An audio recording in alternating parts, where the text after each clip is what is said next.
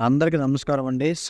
ఇవాళ మన టాపిక్ ఏంటంటే, మనం బైక్ అనేది కిక్ కొట్టినప్పుడు చాలామంది బైక్ కిక్ అనేది చాలా ఫ్రీగా దిగిపోతుందని చెప్పారు నాకు. వాళ్ళ గురించి ఎస్పెషల్లీ వీడియో చేయడం జరిగింది. అసలు బైక్ కిక్ కొట్టినప్పుడు ఎందుకు ఫ్రీగా దిగిపోతుందంటే 2 ఆన్సర్‌లు ఉంటాయి. ఫస్ట్ కంప్రెషన్ డౌన్ అయితే కిక్ దిగిపోతుంది. 2 క్లచ్ ప్లేట్స్ పోతే కిక్ దిగిపోతుందండి. క్లచ్ ప్లేట్స్ పోతే మీకు నా యొక్క సూచనలు ఏంటని చెప్పేసి ఒక వీడియో చేశాను. వీడియో నా ఛానల్ ప్లేలిస్ట్‌ని చెక్ చేసేయండి. NS 125 అని చెప్పేసి ఒక వీడియో చేశాను.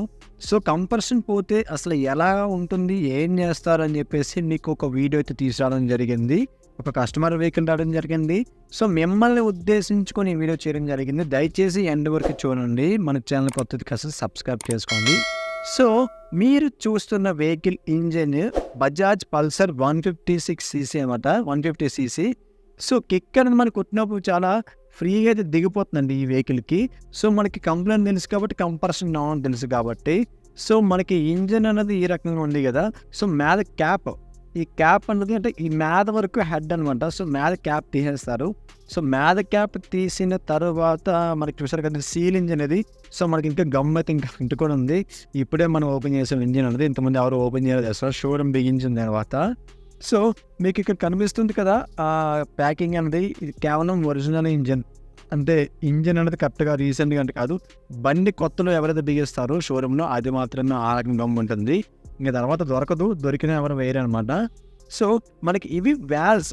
మనకి కంప్రెషన్ దిగిపోవడానికి కారణం ఆ రెండింటి వల్ల మనకి కిక్ అనేది కంప్రెషన్ డౌన్ అవుతుంది, పికప్ కూడా డౌన్ అవుతుంది. ఇప్పుడు నేను పట్టుకొని ఊపుతాం కదా, అది క్యామ్ షాఫ్ట్ అనమాట.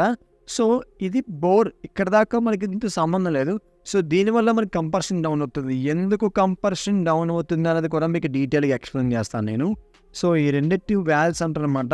మనకి 4 వాల్వ్స్, 3 వాల్వ్స్, 2 వాల్వ్స్, 1 వాల్వ్ అని చెప్తారు కదా. ఇవే ఆ వాల్వ్స్ అనేవి. మనకి వెహికల్ మూవ్ అయినప్పుడు కిందకి మీదకి ఊగుతూ ఉంటాయి అట్లానా. అసలు ఇది ఎందువల్ల మనకి కంప్రెషన్ డౌన్ అవుతుంది అంటే, ఫస్ట్ రీజన్ ఏంటంటే మనకి పెట్రోల్ బాగోకపోతే కంప్రెషన్ అనేది త్వరగా డౌన్ అయ్యే అవకాశం ఉంటుందండి. మనకి వాల్వ్స్ పోయాయి లేదా కంప్రెషన్ డౌన్ అయింది ఎలా తెలుసుకుంటే, మనకి పెట్రోల్ వేసిన చూసారు మీ కళ్ళ ముందే. పెట్రోల్ కనుక కింద దిగిపోతే ఆ వాల్వ్ పోయినట్టు అనమాట. వాల్వ్ ల్యాపింగ్ చేసుకోవాలని. వాల్వ్ కింద అరిగిపోతే వాల్వ్ అయితే మార్చుకోవాల్సి ఉంటుంది. పెట్రోల్ అయితే దిగిపోయింది. ఖచ్చితంగా నేనైతే వాల్వ్స్ అయితే ఖచ్చితంగా మార్చుకోవాల్సిందే. 100% మార్చుకోవాలి. ఇది హెడ్ ప్యాకింగ్ అనమాట. ఇది బోరు.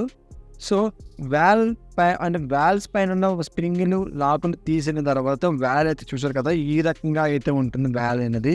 పల్సర్ 150కి అయితే 2 వాల్వ్స్ ఉంటుంది. పెద్ద వాల్వ్ అలాగే చిన్న వాల్వ్ అనమాట. ఏది నేను పెడుతున్నాను కదా, అక్కడ కార్నర్ ఎడ్జెస్ ఉన్నాయి కదా హెడ్కి, అవి అరుగుతాయి. అట్లనే ఈ వాల్వ్స్ కూడా అరుగుతాయి అనమాట.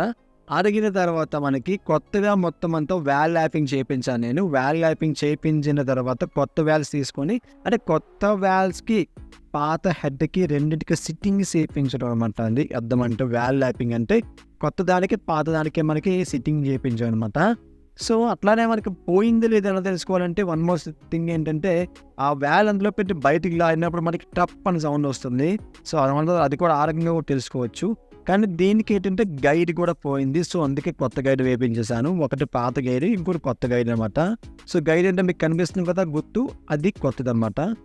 ఈ రకంగా అయితే మనకి కంప్రెషన్ పోయిందని ఒరిజినల్ పికప్ తెచ్చుకోవచ్చు. ఇలాంటి వీడియోస్ కోసం మన ఛానల్ అయితే మీరు సబ్స్క్రైబ్ చేసుకుని పక్కన బెల్ ఐకాన్ అయితే ఆల్ క్లిక్ చేశాను గాయస్.